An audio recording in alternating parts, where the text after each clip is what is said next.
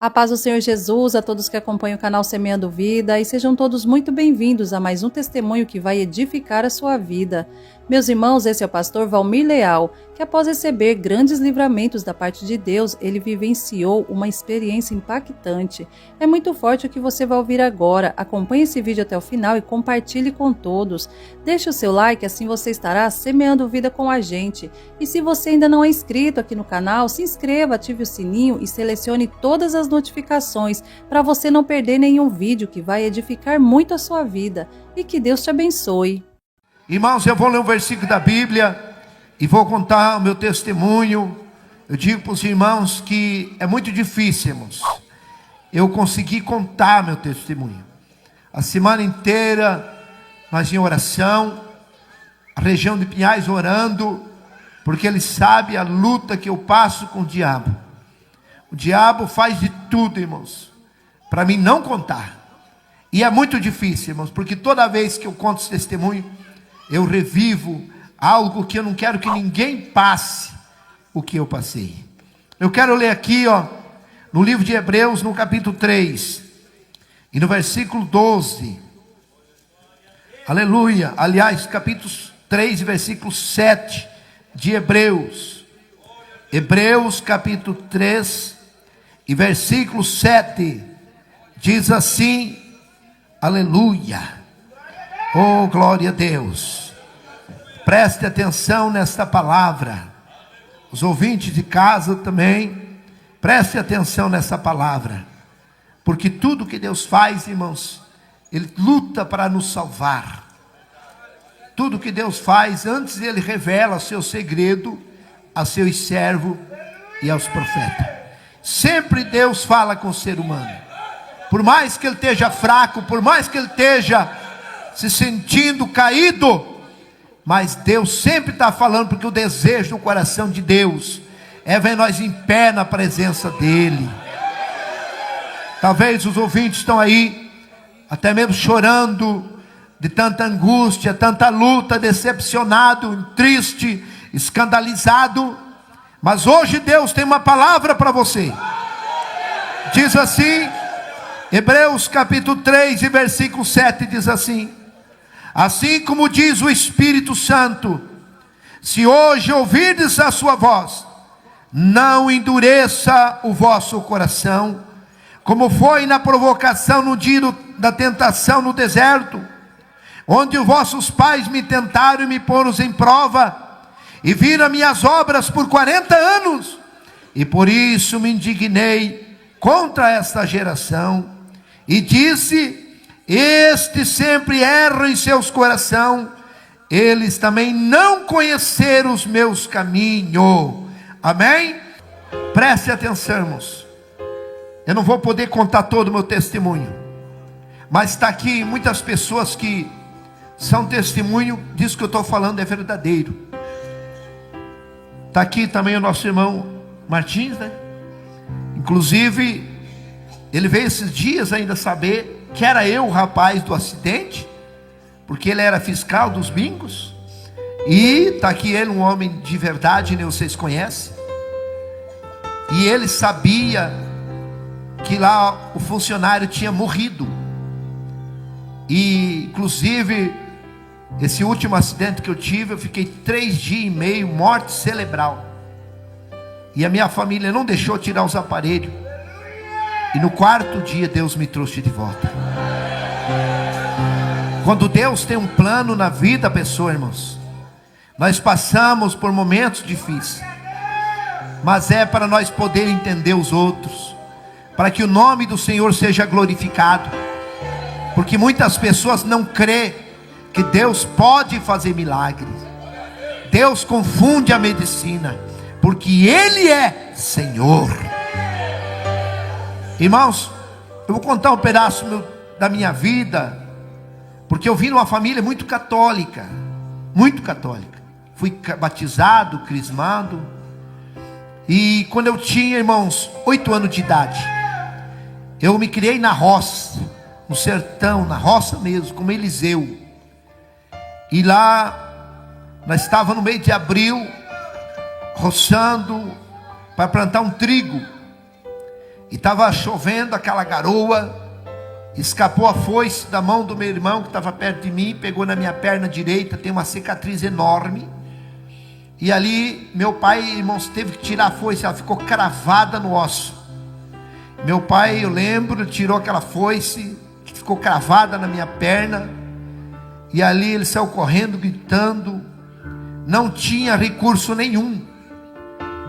Irmãos, para sair de lá era só a cavalo, e horas a cavalo por meio dos matos. E ali meu pai amarrou uma corda bem apertada na minha perna, para ver se estancava o sangue. Mas eu estava mesmo assim sangrando. E era madrugada, eu creio umas 2 horas da manhã. Veio o diácono Oscar, que Deus já levou ele, e falou assim: o que aconteceu aqui?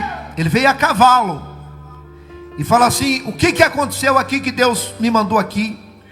Aí meu pai contou, ele veio lá, desamarrou aquela corda, orou, e Deus estancou sangue na hora, para a glória de Deus. Eu estava chorando de dor. Aquele não tinha nem um doril, nem um anador, nada. Irmãos, na hora passou a dor. Ficou aquele corte branco. Eu tenho uma cicatriz enorme na minha perna direita. E ali ele falou ainda para o meu pai: esse menino não vai morrer, porque esse menino vai ser um pregador do evangelho. Passou-se 19 anos de idade, 18 anos me casei, 19 anos a minha esposa estava grávida, fazia 1 ano de casado. Ela estava grávida, e ali ela tinha problema gravíssimo, ela tinha útero infantil, e com 6 meses nasceu o meu primeiro filho. Deu hemorragia, não teve como evitar, levamos às pressas, mas até chegar no hospital não tinha mais recurso. Nasceu o meu filho primogênito, Davidson, com 600 gramas. Os médicos não tinham recurso, improvisaram uma estufa e disseram para mim: esse menino tem 1% de vida. E ali namorava na roça, não tinha recurso financeiro, e eles falaram: se eu não arrumasse uma avalista, porque era o fundo rural, não tinha INSS, era o fundo rural, era o único meio que tinha de ajuda para o agricultor. E ali, se eu não arrumasse uma avalista, eles iam tirar dos aparelhos e sepultar meu filho. E eu fiquei desesperado, porque eu sabia que eu não ia conseguir uma avalista. Era diária hoje o valor de uns 70 mil reais. Eu lembro que era o valor de um alqueire de terra. É 70 a 100 mil hoje lá. Eu não tinha a mínima condição. E aí tinha uma prima minha junto. Essa minha prima, ela foi atingida por uma macumbaria, e ela ficou depressiva, obesa, e aí ela não conseguiu mais andar. E ela tentou muitas vezes se matar, tirar sua vida. E aí minha tia contratou uma menina evangélica para ficar junto com a Suzete, minha prima. E ali, aquela menina evangelizando, um dia levou a minha prima na igreja, e lá manifestou um demônio, um espírito, saiu da vida dela. O pastor orou, expulsou, e ela levantou liberta e curada. E ela não contava para ninguém, porque a minha tia disse assim: ó, você não conte que você sarou na igreja de crente, porque tinha vergonha. Isso foi em 85, irmãos. Aquele tempo era difícil, um cristão era muito perseguido, era criticado. E aquele dia que eu estava desesperado no hospital, a minha prima falou: Valmir, eu vou te levar aonde eu sarei, e você vai fazer um voto. Mas ela mentia para nós. Ela dizia que foi um massagista que tinha colocado os nervos no lugar, e ela voltou a andar. E aí eu falei ainda para ela: levar eu no massagista? Ela disse: não, eu sarei numa igreja de crente. Aí eu lembrei do que Deus fez na minha vida, e eu vi, irmãos, sentei no primeiro banco, fiquei até assustado com aquele barulho, glória a Deus e aleluia. E eu comecei a orar, e eu falei: Deus que me deu a vida, se o Senhor der a vida para o meu filho, eu vou aceitar Jesus. O pastor assumiu a segunda parte, pregou, chamou eu por revelação: aqui tem um pai, que o teu filho ia morrer, mas você fez um voto, uma promessa para Deus, e Deus vai dar vida. Eu vim na frente, aceitei Jesus como meu Salvador. E ali, irmãos, voltei no hospital no outro dia. Meu pai não conseguiu avalista. E 2 horas da tarde, iam tirar os aparelhos e sepultar meu filho. Irmão, faltava 10 minutos para nós entrar sem solução. Chegou um deputado, amigo do meu pai, doutor Haroldo. Esse homem era candidato, meu pai fez política, ele ganhou, veio para Curitiba e sumiu. Como a maioria dos políticos faz isso. E ali, de repente, ele chegou lá. Viu eu chorando, meu pai chorando, minha mãe chorando. Aí ele perguntou o que estava acontecendo, levou nós no escritório e disse assim: não chore, porque a metade do hospital é meu. Eu estava indo para a fazenda, e aí me deu uma vontade de passar primeiro no hospital. Eu ia para a fazenda, depois eu ia passar aqui. Aí ele olhou para mim e disse assim: menino, o teu santo é forte, hein? Eu falei: meu santo é Jesus. Aleluia. Irmãos, o médico chamou. A médica tinha feito o parto, a doutora Vemilda, e disse assim: ó, quantos dias esse menino precisar, deixa ele na estufa. E ele assumiu a dívida. Ficou 72 dias. Levamos para casa com 900 gramas. E vai morrer porque o coração dele está com defeito, não vai falar, não vai andar. E eu levando ele na igreja, e Jesus foi curando. Está lá ele, irmãos, 32 anos para a glória de Deus. É diácono da igreja, aleluia. Irmãos, só que meu sogro macumbeiro, minha sogra, ninguém aceitava. Minha esposa falou para mim: se você continuar nessa igreja, nós vamos se divorciar. O dia que foi para mim descer as águas, ela disse assim: você vai se batizar?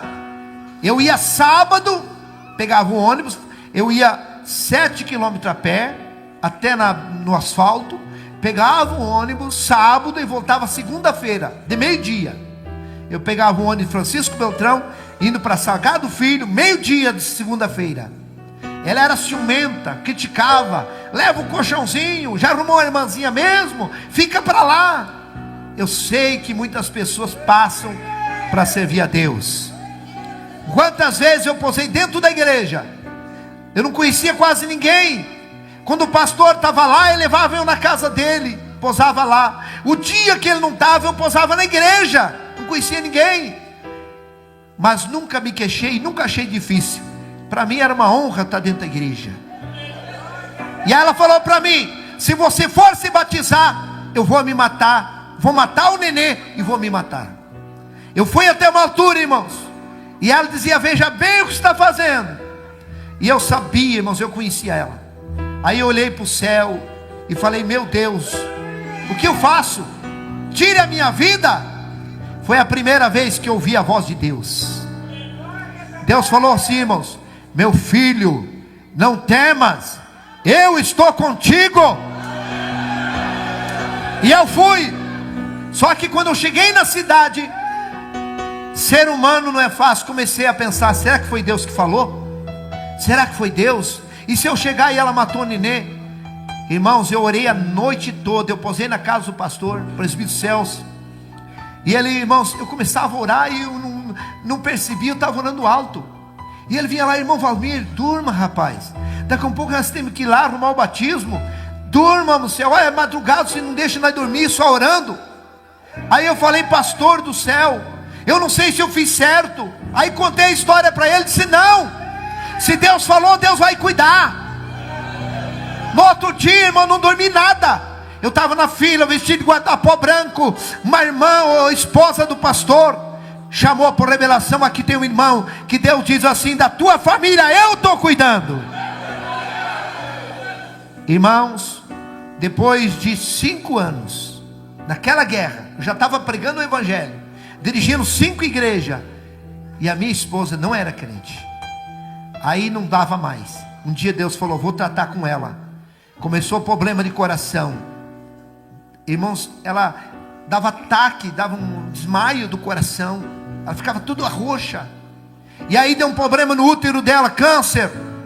Um dia ela foi na igreja, depois de 1 ano e 8 meses, desenganada. Ela foi na igreja, aceitou Jesus. No outro dia, ela expeliu o câncer inteirinho para a glória de Deus. Só que, irmãos, a luta dela foi grande, porque ela foi até deserdada da família. E ali ela mais crente do que eu, orando. Aí Deus, irmãos, um dia, fazia uns 2 anos que ela tinha expelido o câncer. Ela teve um sonho, que ela estava grávida, e que a cantora Léa Miranda vinha lá em casa com 2 malas de roupa de criança, e dizia: eu vim trazer a roupa do pregador Felipe. E ela disse: amor, eu estou grávida. Eu disse: de novo, meu Deus. Ah, não, estou grávida. Fomos no hospital, fazia 5 meses que ela estava grávida. O médico que desenganou ela: você não morreu ainda, mulher? Ela disse: não, fui na igreja, Jesus me curou. O médico põe as mãos na cabeça. Ela disse: eu estou grávida. Não pode, deita aqui. Quando ela deitou, o médico ponhou, irmão, o aparelho na barriga, escutou o barulho do coração do neném, e disse assim: você está grávida mesmo? E ali começou a olhar a mãozinha, o rostinho. E é um menino. Eu falei: é o Felipe. Aleluia. Está lá o Felipe, irmãos, 1,82 m, maior que o pai. O útero dela aguentou até os 8 meses. Mas Deus mostrava para ela que Deus ia levar ela. E nós viemos para Curitiba. Vou resumir. Dia 7 de agosto de 2001. Nós estávamos indo para o serviço. Inclusive dia 6 de agosto, à noite, nós fomos na igreja. Ela cantou, ciclo de oração. E aí eu dei uma oportunidade para o presbítero Natalino orar por revelação. E ele disse assim: olha, Deus me mostra aqui 2 pessoas que Deus vai levar dessa igreja. Eu vi 2 anjos aqui, pegou 2 rosas e levou. E ele não sabia que uma era minha esposa e a outra era a filha única dele, irmãos. Dia 6 de agosto, nós chegamos em casa depois do culto. Se o irmão quiser pôr as fotos do acidente do carro aqui no telão, pode pôr, por gentileza. Inclusive eu até trouxe as fotos, o jornal também do acidente. Se o irmão Cláudio puder pôr aqui. É Cláudio, né? Irmão Cláudio, puder pôr aqui no telão para os irmãos verem a maneira que ficou o carro. E aí, irmão, dia 6, ela falou que Deus ia levar ela e tudo. Eu não acreditei. Achei que ela estava brincando. Eu falei: para, porque volta e meia ela dizia: Deus me mostrou um relógio no céu e a minha hora está chegando. Para com isso. E dia 6 de agosto ela falou até como é que ia ser o velório. Irmãos, dia 7 nós estava indo para o trabalho. E aí, ali no sinaleiro, vindo de São Marcos para São José dos Pinhais, inclusive tem ali o Banco Bradesco, fechou o sinal. Eu estava parado. E aí, irmãos, nós saímos de casa com ela, passamos no ponto do ônibus. Uma irmã estava no ponto do ônibus, trabalhava na mesma empresa com a minha esposa. Eu falei: vamos dar uma carona para a irmã Lori? Vamos. Embarca aí, irmã. Ela embarcou no carro, irmão. Quando nós chegamos no sinaleiro, sinal fechado, paramos. Vem um caminhão, irmãos, carregado de areia, 110 por hora, sem freio, e bateu no meu carro. Levou nós 150 metros embaixo do caminhão. Aí ele bateu contra um poste. Meu carro saiu de baixo e ele subiu em cima do poste, no barranco, e tombou em cima de nós. O caminhão carregado de areia, irmãos, 17 metros de areia. De recente tinha carregado o areal, pura água. E ficou o caminhão, despejou areia, e o caminhão em cima da areia e nós embaixo. 1h30, matou minha esposa, matou a irmã que estava junto no carro. E ali, irmãos, eu consciente, engolindo areia. Meu carro ficou todo esmagado. Não existe uma possibilidade de um ser humano ficar vivo. Eu não sei como Deus me deixou vivo.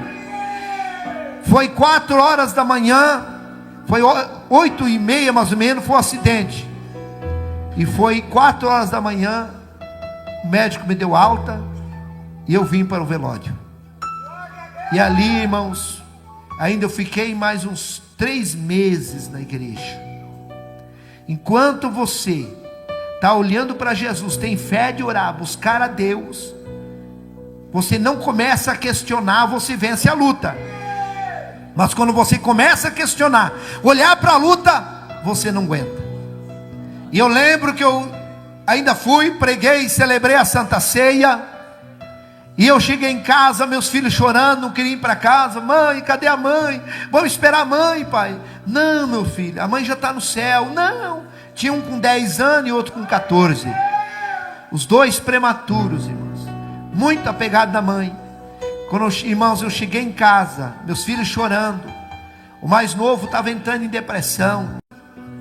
E eu começava, já fazia uns 7 dias, eu questionando, por que isso?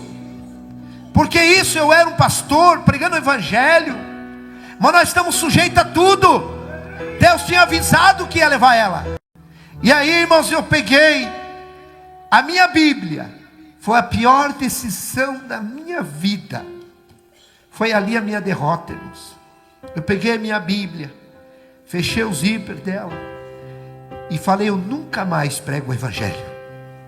Peguei e joguei em cima do guarda-roupa, aquela Bíblia com tudo assim, irmãos. E quando eu joguei a Bíblia em cima do guarda-roupa e falei, nunca mais eu prego o evangelho, porque eu comecei a questionar. As pessoas faziam pergunta para mim, pastor, como é que vai acontecer isso? Você não era crente? Mas Pedro também era um apóstolo e não foi crucificado. Tiago não era um apóstolo e não foi morto à espada. Nós estamos sujeitos a tudo, meus irmãos. Mas temos que fazer que nem Paulo, combater o bom combate, nem que morra, mas não podemos perder a fé. Aquele dia eu perdi a fé em Jesus, e ali eu senti sair de mim o Espírito Santo, e eu fiquei tão vazio, irmãos, não tinha mais sentido a minha vida. Eu ia orar, não sentia nada de Deus. Eu ia, irmãos, muitas vezes jejuar, eu ficava entregando meu jejum, Jesus recebe meu jejum, e eu senti que Deus não recebia. E eu comecei a me afastar da igreja. E eu comecei a ficar em casa, entreguei a igreja. E eu comecei a fugir dos irmãos. Fiquei sem Santa Ceia. E ali, irmãos, eu comecei, vendo no culto, eu ficava em casa assistindo novela, vendo filme para preencher aquele vazio. Mas quando eu deitava na cama, eu me sentia, irmãos, uma pessoa sem vida mais. Porque a pessoa, quando conhece a Bíblia, é batizado com o Espírito Santo, conhece, teve intimidade com Deus, e ele, se ele perdeu o Espírito Santo, a vida não tem mais sentido nenhum. A minha vida era uma vida sem graça.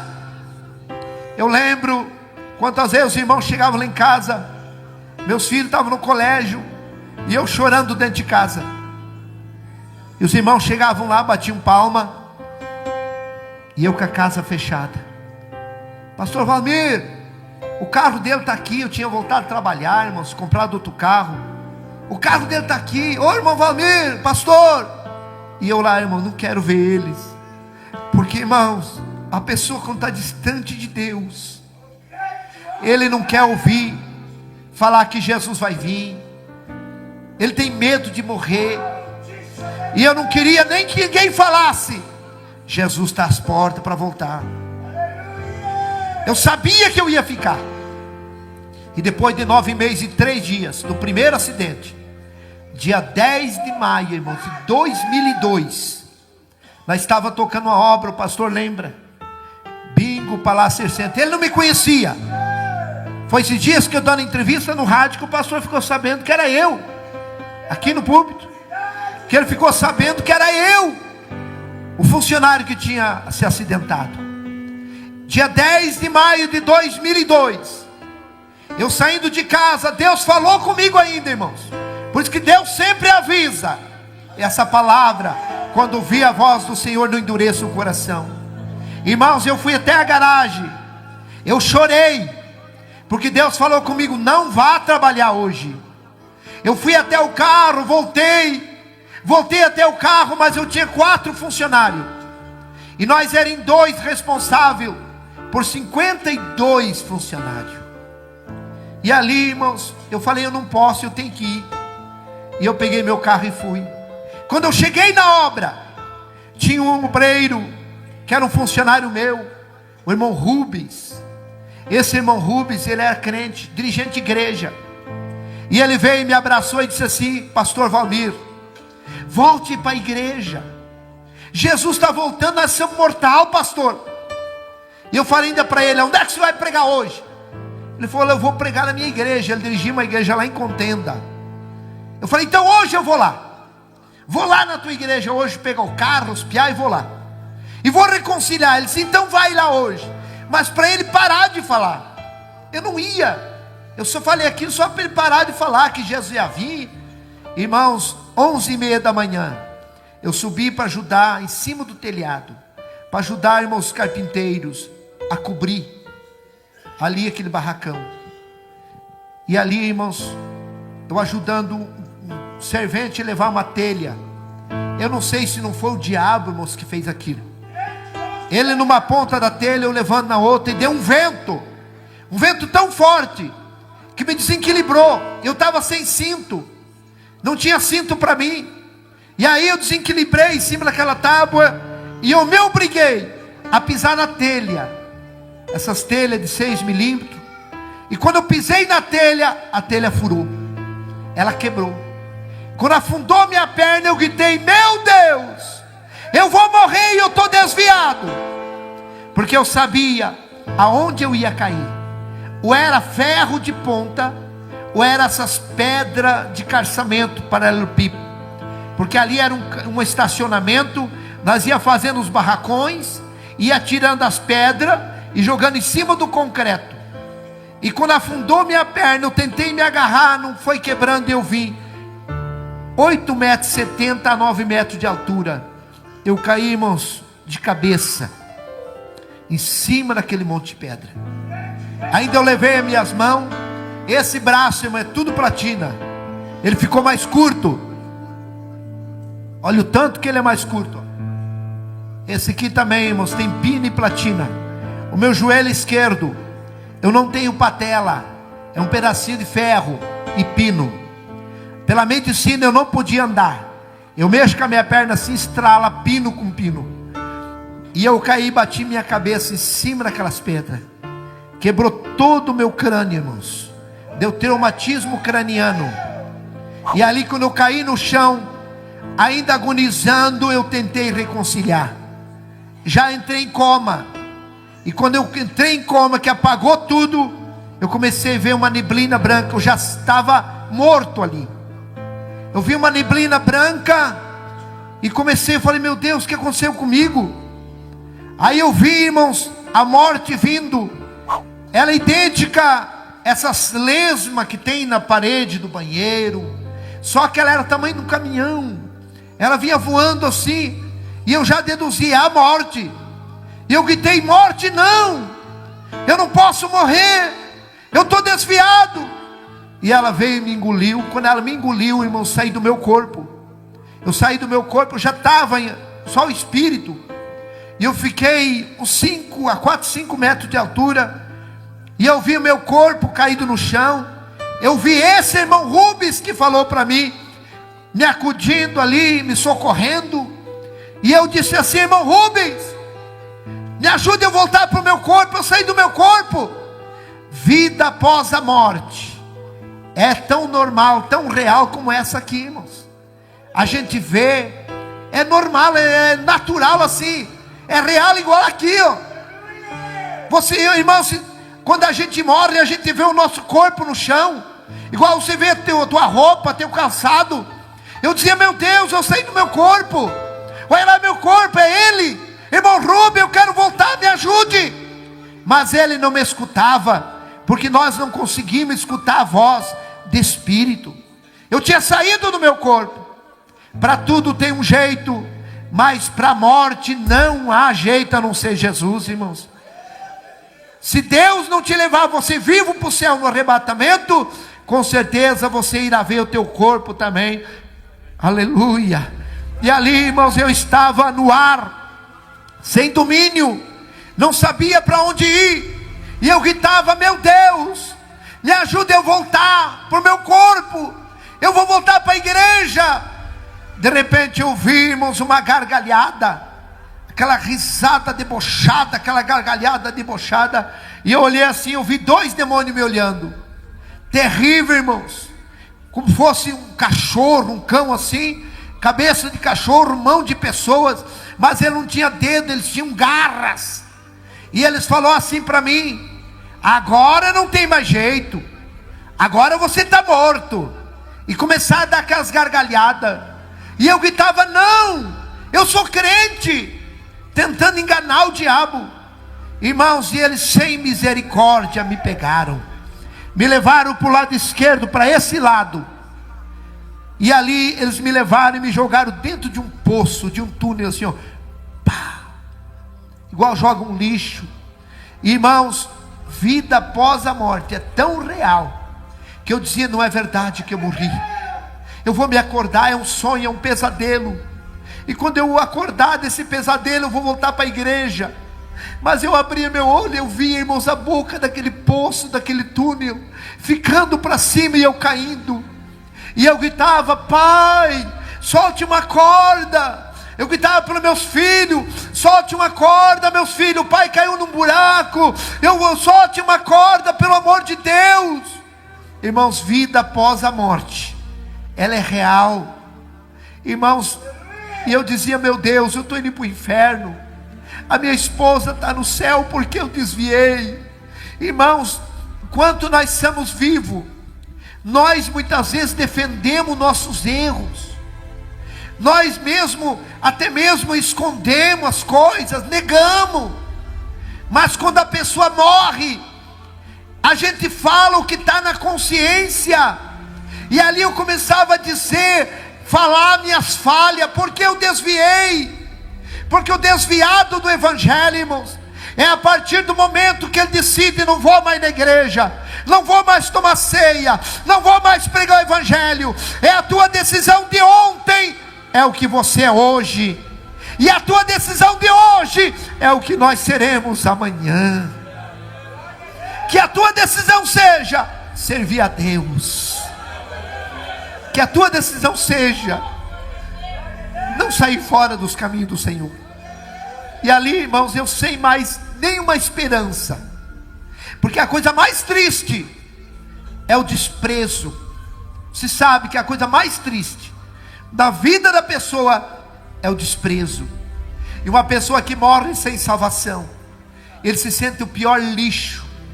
Melhor nem ter nascido, porque ele grita, ninguém responde. Quantas pessoas que estão lá no abismo, e eles estão gritando talvez até para o meu nome, para o teu nome, e nós não estamos nem aí. Irmãos, não tem como socorrer uma pessoa que está lá no abismo. E eu caindo, de repente sumiu, foi ficando escuro, e eu fui entrando numa escuridão terrível, e eu gritando. Mas não era um poço pequeno, irmãos, era maior que essa igreja, era enorme, e muitas pessoas caíam também gritando comigo. E eu comecei a ouvir gritos aterrorizantes, que vinha lá de baixo, de milhares de pessoas. Não era grito de ai.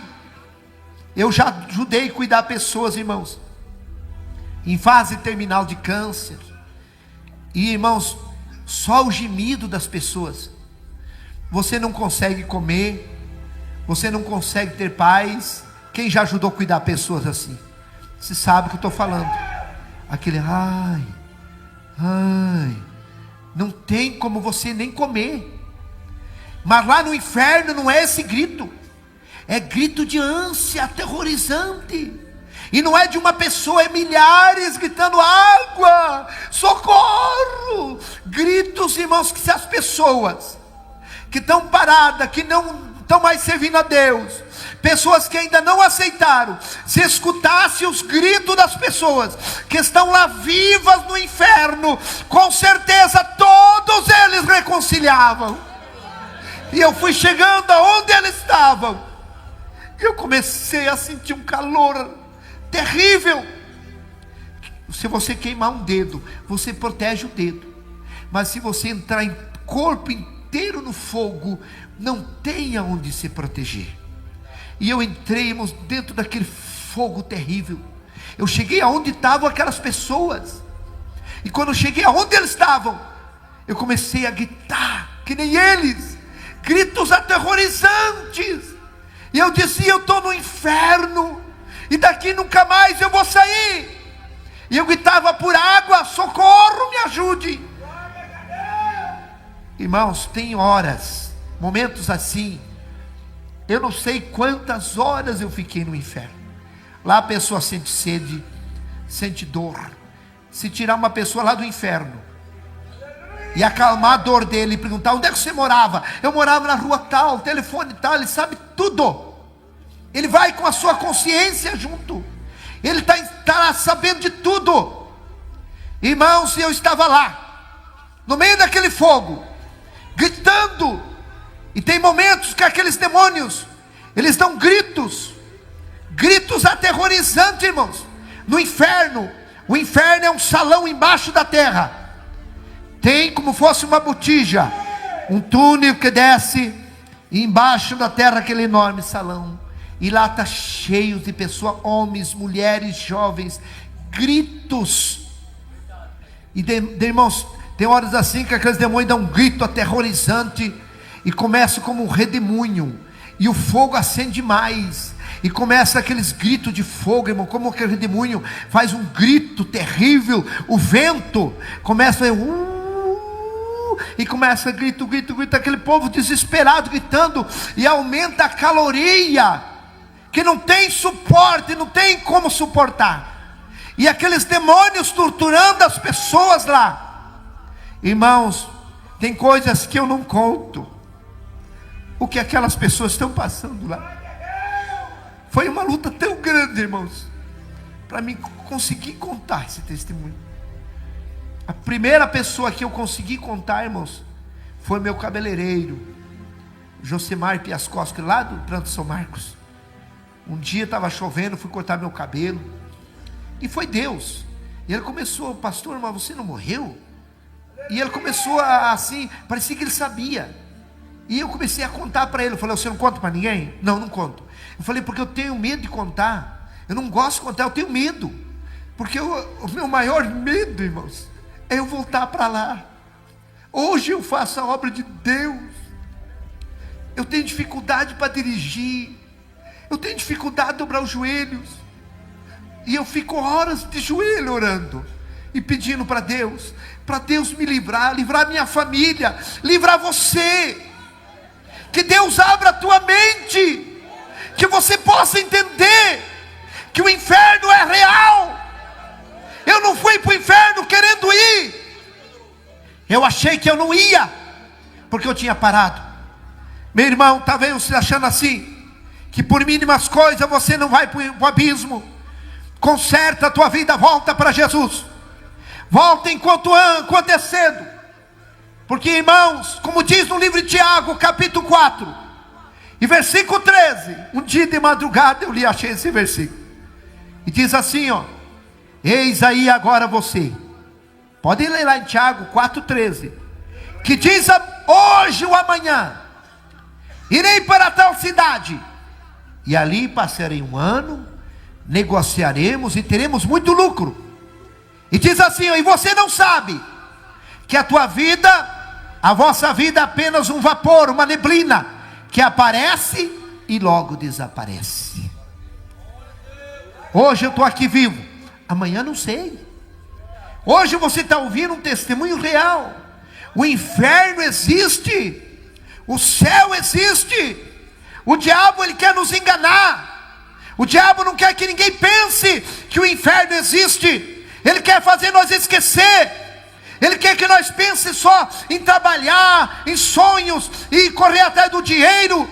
O dinheiro é benção, sonho é benção, mas Deus tem que estar em primeiro lugar na nossa vida. A minha casa vai ficar, o meu carro vai ficar, a minha esposa vai ficar se Deus me levar. E lá eu vou ter que prestar conta diante de Deus. Só vai a minha consciência, as minhas boas obras e as minhas más obras. Hoje é noite de salvação. Não vá para aquele lugar terrível. Abrace Jesus. Ele quer escrever o teu nome no livro da vida. Labassurianda. Irmãos, é uma luta tão grande, porque eu revivo esse terrível. Você não conhece o diabo. O diabo, as pessoas vão conhecer ele depois que a pessoa morre sem salvação. Mas aí é tarde, irmãos. Aquele quer nos enganar, fazer nós aproveitar o mundo, querer nós ir para deixar de Jesus. Parece que uma tortura na igreja, difícil obedecer a palavra, a doutrina. Mas eu te digo, vale a pena você perder esse mundo e ganhar a tua salvação. E lá eu estava, irmão, naquele terrível lugar, gritando, gritos aterrorizantes eu gritava. E de repente deu um estalo assim, ó, pá, como um raio. E eu escutei uma voz que gritou: Valmir! E me pegou nesse braço. Poucos segundos me tirou de lá. E quando nós saímos no claro do mundo, eu gritava, eu chorava de dor. E ele falava bem calmo, que eu creio que é o próprio Jesus. Não chore. Eu dizia: Senhor, eu estou tudo queimado. E ele deu um sopro, aliviou. E ele disse: vamos lá na terra, eu vou mostrar o meu caminho para você. Nós viemos, eu conhecia a cidade. Ele me levava assim voando. Irmãos, eu era como um germe na mão dele, muito pequeno. Ele me levava segurando pela mão, voando.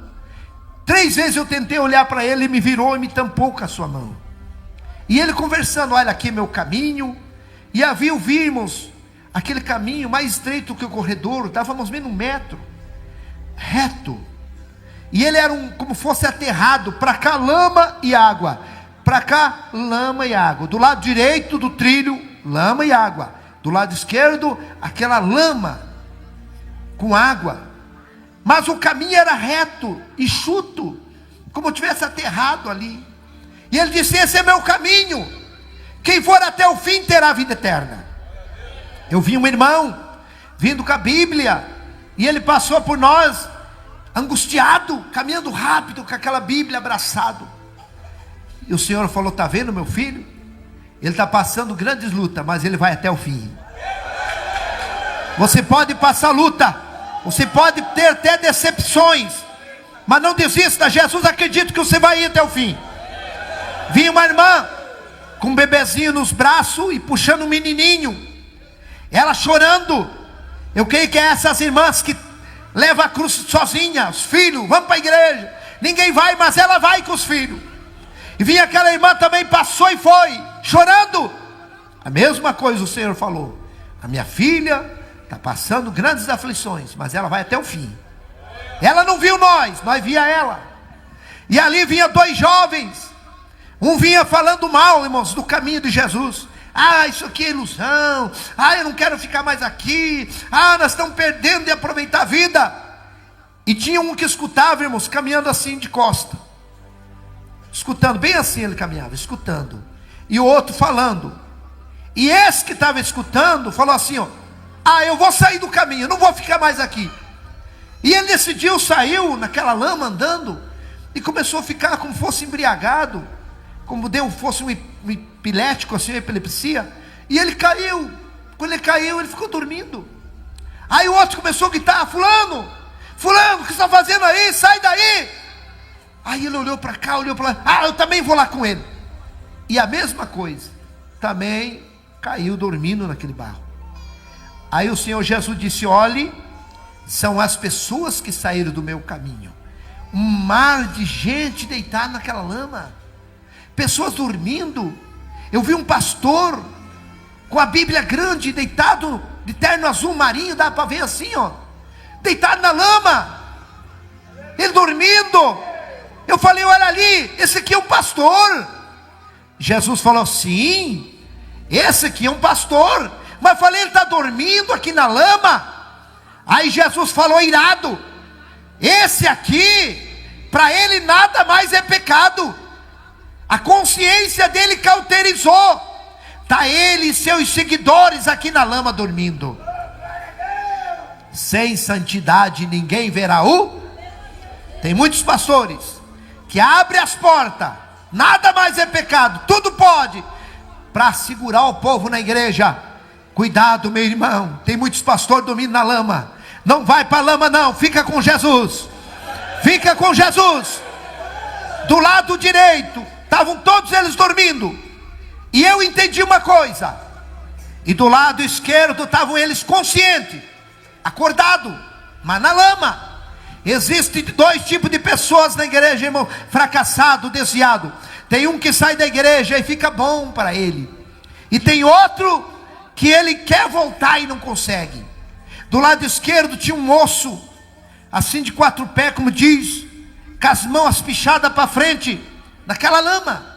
E ele gritava: eu quero voltar 50 centímetros, para voltar, irmãos, do caminho. E ele dizia: eu quero voltar, mas não tinha força, as mãos travadas. Aí Jesus falou: esse aqui quer voltar, mas ele não quer se desprender. Quantas pessoas querem voltar para os caminhos, mas não quer se desprender do mundo? Quer voltar, grita, tem vontade, mas não quer se desprender. Se desprenda, meu irmão, aleluia. Ele fazia força com as pernas, mas as mãos segurava. Que nada segure você de voltar para Jesus hoje, decidido. Tinha mais à frente um casal. Posso contar, irmão? Tem parte que é pesado. Posso contar? Quem concorda? Tem coisas, irmãos, que eu não posso nem contar, mas eu vou contar aqui. Tinha um casal na frente assim, irmãos, um rapaz e uma moça. Estavam seminus, só de roupa íntimas, como tivesse aquele namoro escandaloso. E eles pura ferida. Irmãos, Deus vê as pessoas tão de perto. Eu estava 2 metros longe deles, nós olhando eles assim, ó. Eu fiquei com vergonha do que eles estavam fazendo. E ali ela abraçou ele bem forte, beijando ele, e começou a cravar os dedos nas costas dele numa ferida. E ele empurrou ela assim, e ela tirou um pedaço de carne dele. E ele falou: vamos parar, eu não quero mais, chega. E ela, fingindo de chorar, dizia: eu não vivo sem você, eu amo você. E ela reconquistou ele, abraçou ele assim, deu um sorriso, e começou a comer aquela carne dele. Eu falei: meu Deus, olha o que essa moça está fazendo. Jesus falou: essa aqui não é a mulher dele, eles estão em adultério. Chama, irmãos, aquelas feridas é a chaga do adultério. Quem entendeu, diga amém. Eu vou contar, como diz, pular um pedaço do meu testemunho, vou abreviar. Jesus me pôs de volta no caminho e disse assim: vai, filho. Eu comecei a chorar e dizer: não me solte, não, eu não quero voltar para aquele lugar. Aí Jesus me pegou pelos 2 braços e firmou e falou assim: ó, firma tuas pernas. Aí eu tive força, ele estendeu o braço e eu comecei a andar, acompanhando o braço dele, chorando. Eu desse tamanhinho, acompanhando aquele braço grande, aquele guarda-pó branco, aquela manga comprida. E eu tenho certeza, irmãos, que até hoje, se eu estou em pé andando, porque é a mão de Deus que tem me segurado. Quando eu vi, estava dentro da UTI, olhando onde estava meu corpo, e eu vi meu corpo, e eu, como uma sombra, voltei para o meu corpo. Mas, irmãos, quando eu voltei, irmãos, o dia que eles iam tirar os aparelhos e me sepultar, doutor Marcos, se ele for vivo, que Deus abençoe ele, pegou uma seringa e começou a furar meu pé. E eu mexi o pé. Ele disse: não, o rapaz está sentindo dor, ele não está morto não, ele está consciente. Foi o dia que voltei para o meu corpo. Irmãos, no outro dia eu saí de coma. Aí eles chamaram minha família, meu pai, disseram: olha, ele está consciente, ele saiu de coma, mas ele tem 3 coágulos, lado esquerdo paralisado, crânio quebrado, vai ter que fazer uma cirurgia muito perigosa. O senhor tem que assinar, autorizando, dificilmente ele escapar. O doutor chamou, o cirurgião chamou meu pai, lá no hospital, irmãos, evangélico, chamou meu pai de um lado e disse assim: não deixe operar teu filho, ele vai ser um conhecimento do corpo humano para os universitários, ele não tem chance. Meu pai falou: doutor, o que eu faço? Vai para casa, pede um tempo e volta daqui uns 15 dias, talvez ele esteja até respirando sozinho. Assine um termo e leve ele para casa, leve alguém orar por ele. Se ele morrer, vai morrer junto com os filhos. Dali 12 dias meu pai voltou lá, irmãos. Eu já estava respirando sozinho, mas eu não sentia nada do meu corpo. Eu não sentia a minha língua, eu não sentia o lado esquerdo. Parecia que eu tinha me cerrado, eu não sentia nada. Meu pai assinou um termo, levou para casa. No 5º dia, irmãos, que eu estava em casa, morrendo novamente, eles batiam no liquidificador, ali o alimento, abria minha boca com um cabo de colher.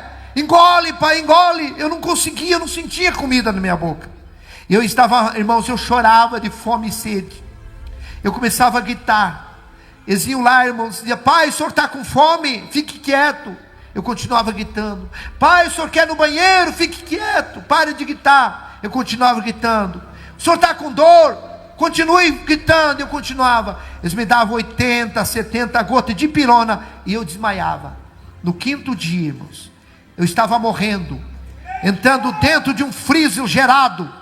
Já estava até aqui. E eu gritei muito fraco. Meus filhos não escutaram. E de repente eu vi os passos de uma pessoa que entrou no meu quarto. Entrou aquela luz forte. Foi o próprio Jesus que veio de novo me dar vida. E quando ele veio a par da minha cama, eu entendia: Jesus que está aqui. E eu falei: Senhor, se o Senhor me der vida, eu vou levar a tua palavra onde o Senhor me mandar. E ele me deu um sopro. E eu comecei a sentir a minha língua, sentir meu corpo. E eu comecei a gritar. Meu pai veio lá. E aí eles trouxeram o alimento batido no liquidificador. Eu consegui engolir. Irmãos, dali 17 dias, eu comecei a andar sem muleta, para a glória de Deus. Estou aqui vivo, falando que Jesus vivo. Jesus está vivo, igreja. Ele cura. Não existe nada difícil para Deus.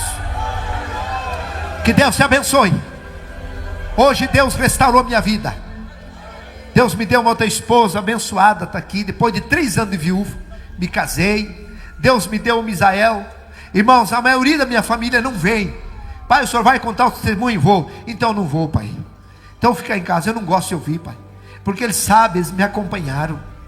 Aleluia. Daí minha esposa veio para me ajudar. É tão difícil. Meu irmão, em nome de Jesus Cristo, você que está parado, volte. Talvez, irmãos, eu saí para trabalhar 11h30 da manhã, eu estava morto. Talvez seja o último culto teu.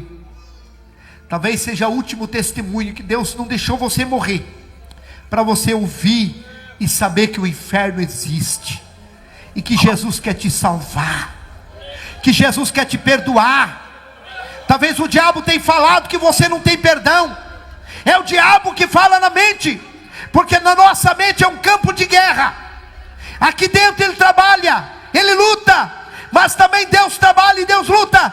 O diabo luta com a incredulidade, e Deus luta para nós crer, porque tudo é possível aquele que nele crê. Canal Semeando Vida. Deus dá o crescimento à semente que é plantada em terra boa. Deixa aqui o seu comentário, se inscreva no canal e ative as notificações para receber mais conteúdos que irão abençoar a sua vida. Até a próxima e fiquem com Deus.